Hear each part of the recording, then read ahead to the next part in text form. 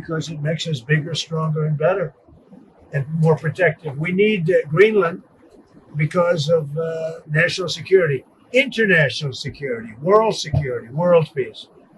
And we'll have to do that. Canada, we'll see what happens with Canada, but the people of Canada would be paying less than half of the tax. If you look at the tax, they're going to be paying less than half the tax.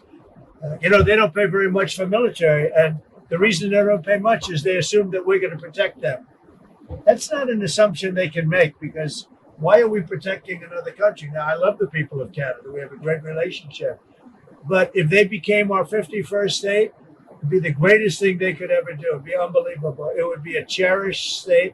And think of how beautiful that country would be without that artificial line running right through it. Somebody drew it many years ago with a ruler, just a line. You look at how beautiful that is. Wow, it would be very exciting. But if you look at Canada, it would be cherished as a 51st state. They don't pay their share of military in NATO. They pay very little for military. They're not protected at all. And the reason is they think we're going to protect them. The other thing is we subsidize them to the tune of about $200 billion a year. If we stop doing that, if we stop allowing them to make cars through tariffs and other things, cars, trucks, etc., what they make, they're not viable as a country. So would you agree that it's a more aggressive foreign policy than your first term? And why is that? It's more aggressive. It's better. Why? Because I think I've had a lot of experience. And in my first term, I was fighting everybody because they were very aggressive toward me. I always said survival and taking care of the country, not necessarily in that order. But I had to take care of the country, but I had a bunch of lunatics like Pelosi and all of these people. They fought me, and we won.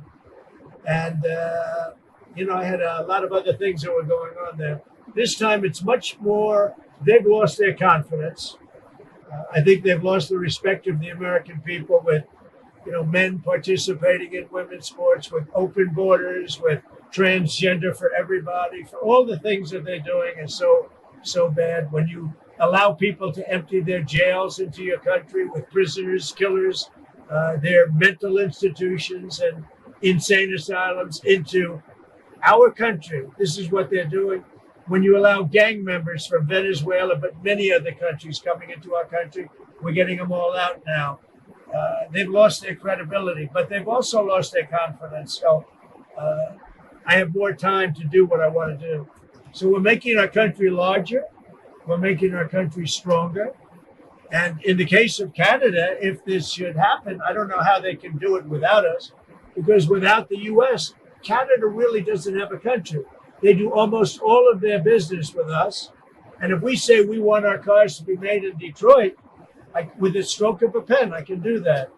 And other things in addition to that would not allow Canada to be a viable country. Mr. President.